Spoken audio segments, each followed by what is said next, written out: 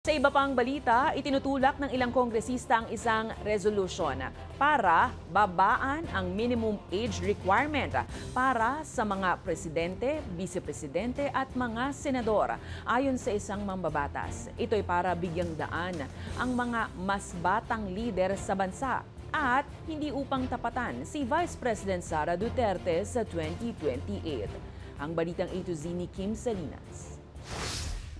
Session resume. Inihain sa mababang kapulungan ang Resolution of Both Houses o RBH number 2, layunin nitong ibaba ang edad ng mga maaaring kumandidato bilang presidente, vice-presidente at senador. Sa ilalim ng 1987 Constitution, kailangan ay edad 40 years old ang president at vice president at 35 years old naman sa senator.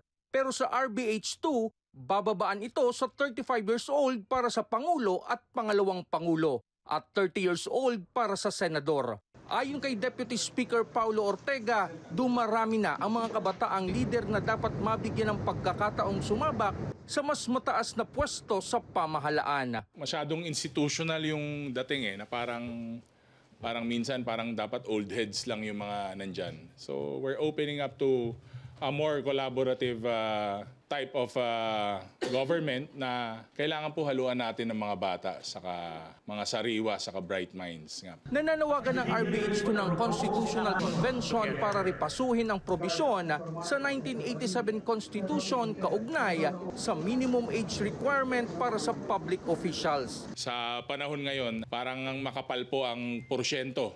Makapal po ang percentage ng ating young voters, young middle managers, saka mga kabataan po. Kita nyo naman po dito sa Kongreso na ang dami pong young guns na nandito. Itinanggi naman ni Ortega na ang panukalang ito ay para tapatan ng mas nakababatang kandidato ang umano'y presidential bid ni Vice President Sara Duterte sa 2028. Hindi yun ang aim ng bill na to. It's hard to answer for them, but right now, nakita nyo naman yung wave of popularity ni Kuya Vico Sotto. Dito sa House na lang, ang daming batang congressman na napakasipag saka napaka-idealistic. Sa panukalang Constitutional Convention, ihaharap ng mga delegado ang proposed amendment sa Constitution na siya namang pagbobotohan ng taong bayan sa isang plebisito.